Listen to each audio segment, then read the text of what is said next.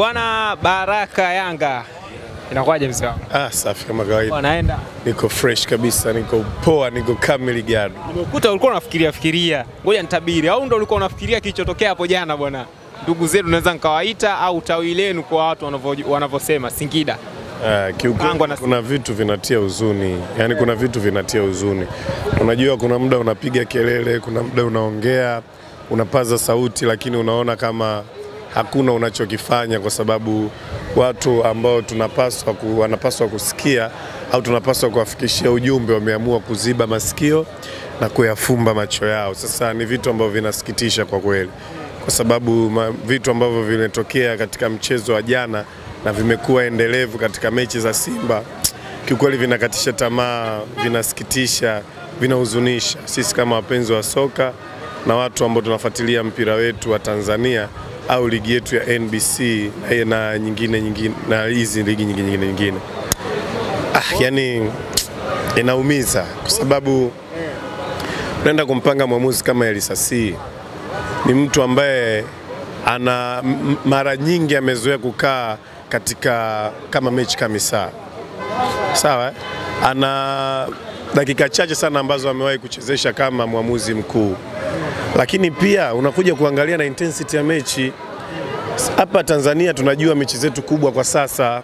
Mara nyingi mechi inakuwa kubwa kulingana na ubora wa timu kwa wakati huo na hata historia za hizo timu.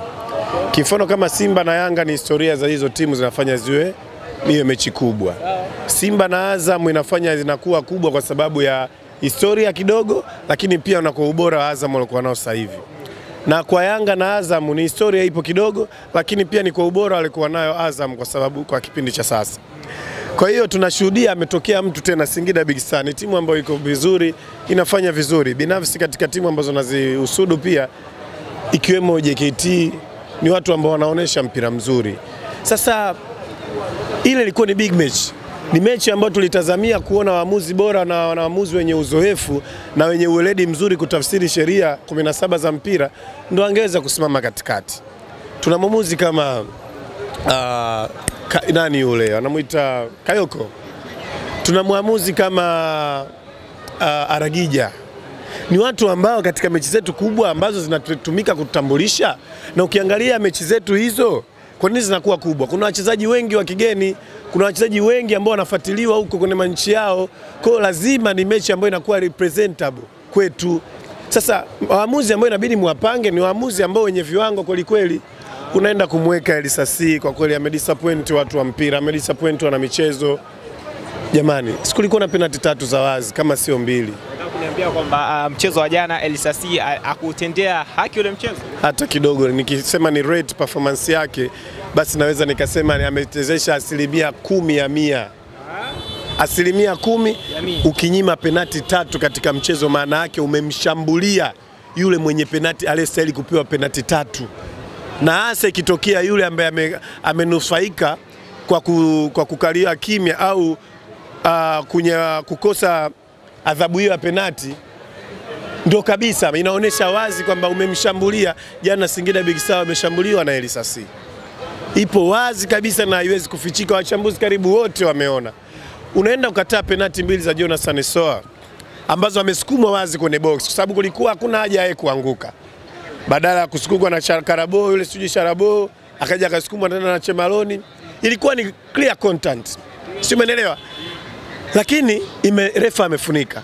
Mwisho wa siku tunakuja kushuhudia yule Jonathan Soa anaenda kufanya kile kitendo kwa Jean Chazoua. Refa anaweka foul na inapigwa upande wa pili. Jamani, si mnakumbuka? Sasa kama interpretation ya kitendo alichokifanya Soa kwa Wawa ni foul, kwa nini kitendo alichokifanya Sharabo au yule siji Antonani yule Chemalon kwa nini si interpretiwe kama penalty au kama foul, ambayo adhabu yake ilikuwa ni penalty kwa sababu ilikuwa ndani ya dimba la 18. Kwa tunashuhudia ni maamuzi mabovu, ni muendelezo maamuzi mabovu yanayofanyika katika mechi za Simba. Sasa hivi vitu watu wanavichoka. Mechi za Simba ndio zinatokea hivi. Tunashuhudia uje kuona mwamuzi bora ambaye tunamjua Tanzania, huyu ni mwamuzi bora akachezesha mechi ya Simba, kwa sababu anajua Kayoko wanamjua Arajiga, ni watu ambao wanataka kukuza profile yao, ni watu ambao wanajitangaza kimataifa. Hawezi kuchezesha kwa maelekezo, kwa sababu wamegundua kwamba profile yao kukua ni kubwa zaidi ya viposho au vihela vidogo vidogo wanavyopitishiwa huko kwa ajili ya maelekezo. Tumeshuhudia kitu cha ajabu sana, tunaendelea kuvishuhudia. Katika mechi za Young Africans huwezi kuona kiongozi hata mmoja wa TFF na bodi ya ligi amekanyaga uwanjani. Lakini katika mechi za Simba utawaona. Maana yake nini? Wanaenda kusimamia yale maelekezo yao yatafuatwa. Ndio uhalisia. Maelekezo wanayotoa kwa waamuzi. Simba inacheza kwa maelekezo. Waamuzi wanaochezesha mechi ya Simba wanachezesha kwa maelekezo. Yaani ni maelekezo, ni mipango ya wazi wazi. Kwa sababu vitu vinaonekana wazi. Kwa nini marefa wale ambao wanaongoza kukosea, wanaongoza kupewa adhabu, wanaongoza kufungiwa, ndio mwaka huu au msimu huu wamekuwa marefa pendwa wa TFF kuwapangia katika mechi za Simba. Na tunashuhudia wanafanya makosa ya kujirejea. Sasa hiki kitu hakina afya kwa ligi yetu. Hakina afya kabisa. Kinaendelea kupandikiza uadui kati ya Simba na Yanga. Kinaendelea kuchochea uadui kati ya TFF na Young Africans. Kinaendelea kutengeneza chuki baina ya watu wa michezo na mamlaka za soka. Kinaendelea kushusha thamani ya Simba Sports Club na kuonekana ni timu ambayo haiwezi kupata matokeo bila kubebwa, na inajidhihirisha katika michuano ya CAF, mechi ya fainali kabisa ya Confederation. Wameshindwa kufua dafu mbele ya SM Alger ya RC Berkane. Yani wameshindwa, walikuwa wanategemea kubebwa, kuona malezi wanayopewa katika ligi yetu ya NBC yatatokea tena katika mechi ya CAF Champions League. Ile wanaita huruma, sio malezi. Kulealea mwana, sawa, unamharibu mtoto. Ndio kinachotokea kwa Simba Sports Club. Ni timu ambayo haiwezi kucheza bila kumwathiri mtu kwa nyekundu, haiwezi kucheza bila kumwathiri mtu na penalty, haiwezi kucheza bila kuongezewa madakika chungu na mzima. Lakini pia ni timu ambayo haiwezi kucheza alafu baada ya mechi watu wakakaa kimya bila kumshutumu mwamuzi wala kumpigia kelele mwamuzi. Mechi ya jana tumeshuhudia dakika nyingi sana zimepotezwa na Pimpim Kamara aka Buibui. Zimepotezwa dakika nyingi sana. Lakini ile mechi light yangekuwa Simba ametanguliwa mechi goli moja, zingeongezwa dakika 15 kama sio 20. Lakini zimeongezwa dakika 5 tu. Tunashuhudia namna gani wanaendelea kupambana kuhakikisha Simba analichukua kombe hili. Sasa kwa ushauri wangu, mimi kama Baraka Yanga ningeshauri tu, kwa sababu TFF na bodi ya ligi pamoja na Simba wamenuia kweli kweli kulichukua kombe la NBC. Sasa hakuna haja ya kuwadhulumu watu.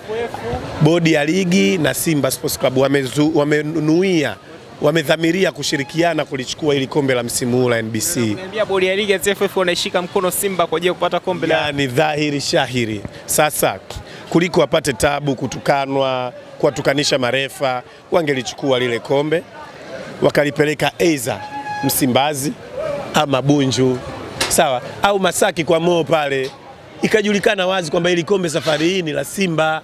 Lakini kwa staili wanaoendelea kufanya, endelea tu kupandikiza chuki baina ya wanamichezo na mamlaka zao za soka, mwisho wa siku watakuja kusababisha mtafaruku mkubwa. Mechi za Simba zimekuwa za ovyo, sio za kuangalizika. Mechi za Simba zinatia aibu taifa, zinatia aibu ligi yetu. Sasa tunapoelekea hapa tusaidii. Yanga amechukua makombe back to back mara 3 kwa uwezo, uwekezaji, wachezaji wenye quality. Unashuhudia uwezo wa Young Africans ndani ya dakika 90 sio wa kawaida. Lakini ukiwaangalia ndugu zetu wanaforce safari hii kulichukua kombe kwa sababu ya kutumia nguvu, ya kutumia mamlaka ambazo wameona wamezipanda kichwani.